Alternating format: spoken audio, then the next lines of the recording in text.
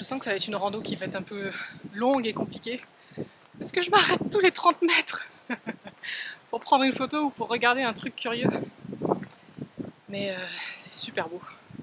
C'est tellement joli.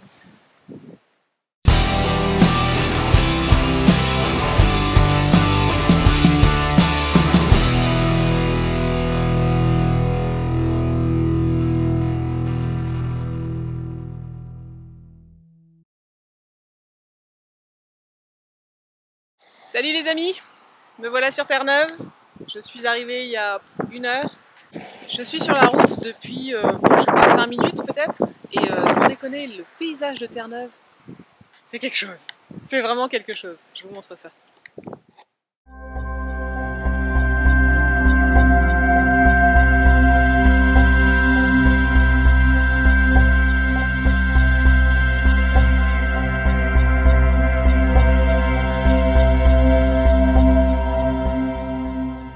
Je sais pas vous, mais moi ça me fait terriblement penser à la Nouvelle-Zélande. Je me croirais en Nouvelle-Zélande. J'y suis encore jamais allée, hein, c'est mon prochain voyage de prévu, mais franchement, Nouvelle-Zélande, Seigneur des Anneaux, on est dedans. Il fait super brumeux ce matin, beaucoup de brouillard et tout ça, c'est en train de se dissiper tranquillement, mais ça donne une ambiance au paysage, c'est absolument génial. Je sens que je vais vraiment aimer Terre-Neuve.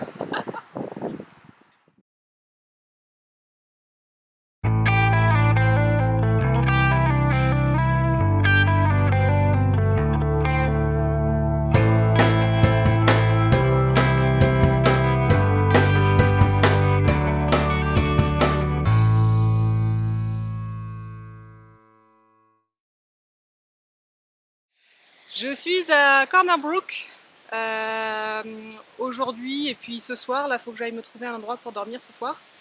Là je suis tout en haut de Corner Brook sur un point culminant qui est dédié à James Cook, le marin, explorateur, cartographe, qui est surtout très connu pour avoir exploré l'Australie et la Nouvelle-Zélande. Mais j'ai appris aujourd'hui qu'en fait il a fait ses premières armes ici à Terre-Neuve.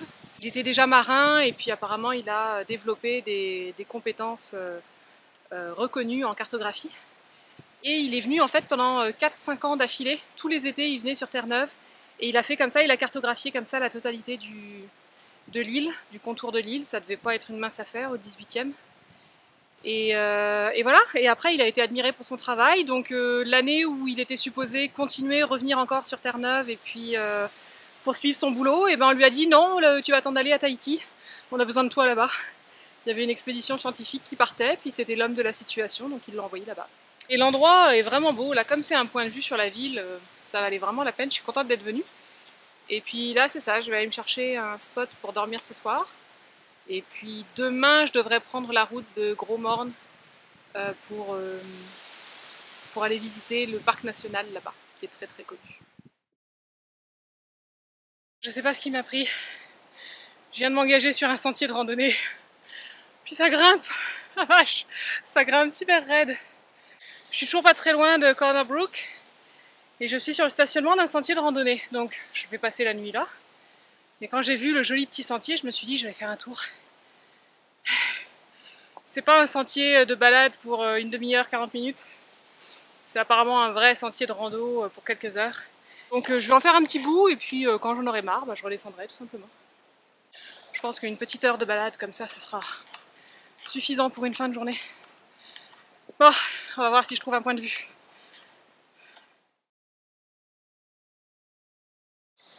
Ah ben voilà, j'en ai un de point de vue dégagé. Regardez-moi ça comme c'est joli. Et c'est calme. Ah, c'est un endroit pour les orignaux ça. Hein.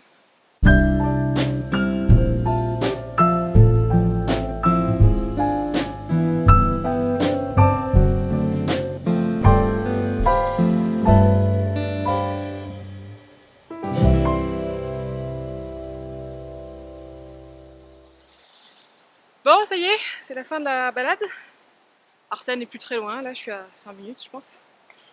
J'ai mis à peu près 1h10 pour monter, environ 15-20 minutes au bord du lac, et puis une petite demi-heure pour redescendre. Ça fait une jolie petite balade tout ça. Et fini votre bordel dans les buissons là. Oh. Les oiseaux et les écureuils. Et c'est ça, ça va être la fin de la soirée pour moi. Je vais tâcher d'écrire un petit peu ce soir et puis dodo. Et demain, je m'en vais en direction du parc du Gros Morne, qui est super connu ici, qui est pas mal incontournable sur Terre-Neuve. Donc je vais aller dans ce coin-là demain et après-demain, a priori. Alors voilà, je vous laisse là. Bonne soirée!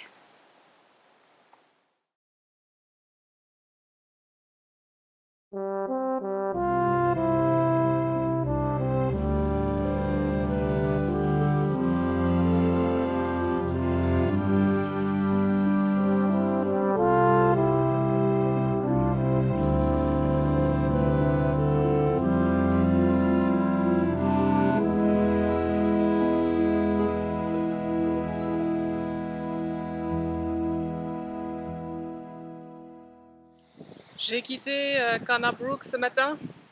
Je suis arrivée dans le parc de Gros Morne et sans déconner, je me crois toujours en Nouvelle-Zélande. Les paysages sont absolument sublimes. J'ai une très belle journée en plus. Donc voilà, je m'en vais en direction de Tablelands et je vais vous expliquer en arrivant sur place ce que c'est exactement parce que c'est assez particulier. Je vais faire une petite balade là-bas et puis je vous montre ça tout à l'heure.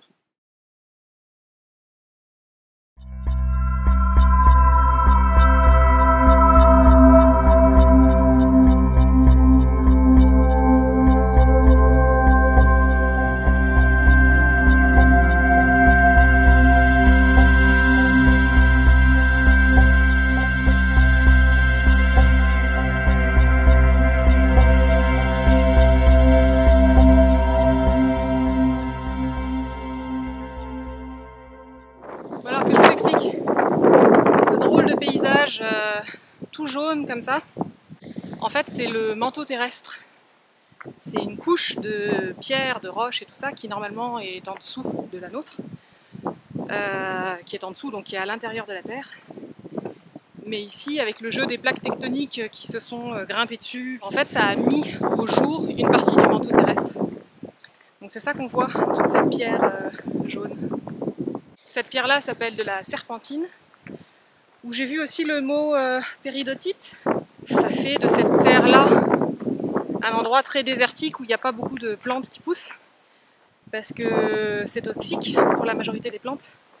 C'est très riche en métaux et très pauvre en nutriments pour les plantes, donc il y en a assez peu, sauf quelques coriaces là, qui sont faites pour ça.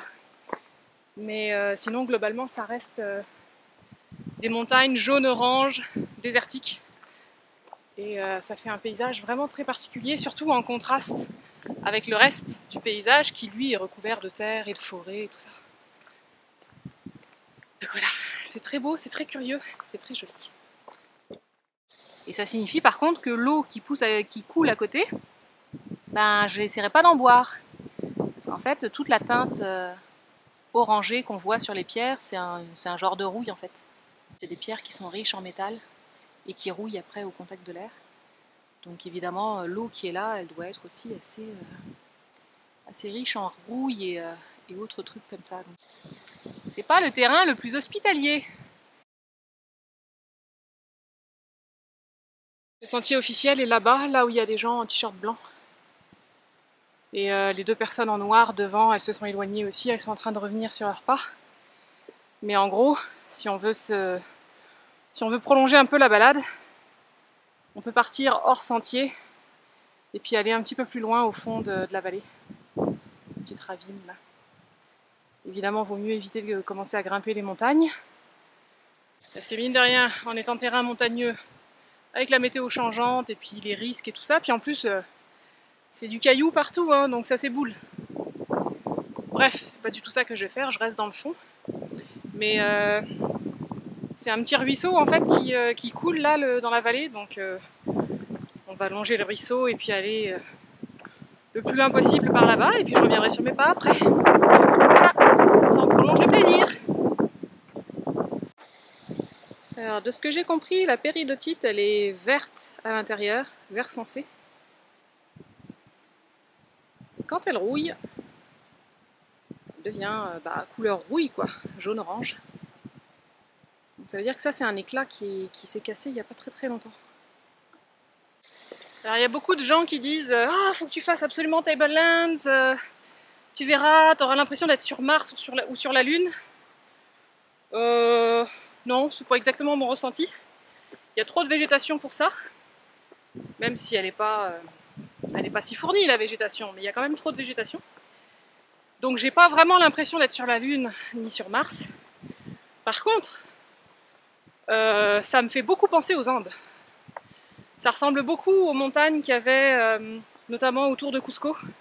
J'ai fait il y a quelques années le Inca Trail, le sentier Inca, pour faire un trek de 4 jours jusqu'au Machu Picchu.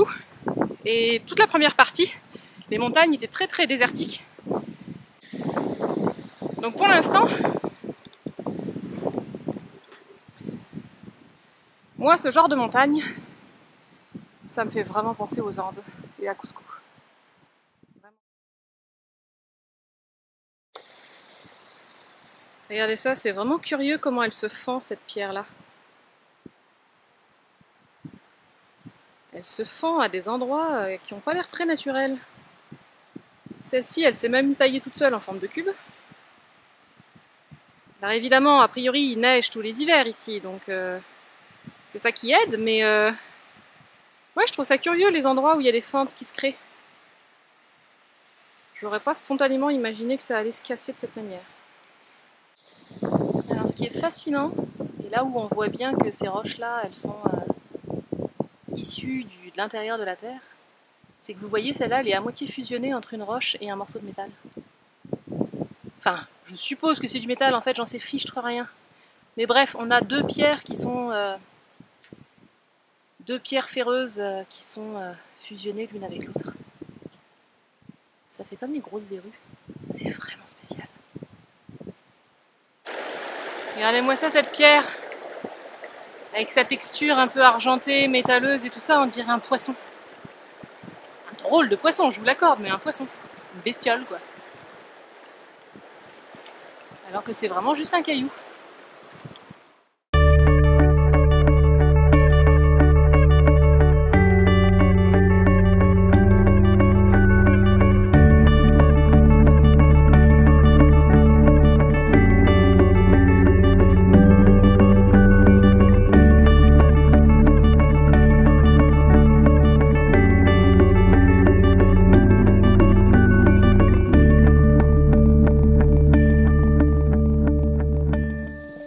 Ça y est, je termine cette très jolie balade, cette très jolie exploration de Tablelands.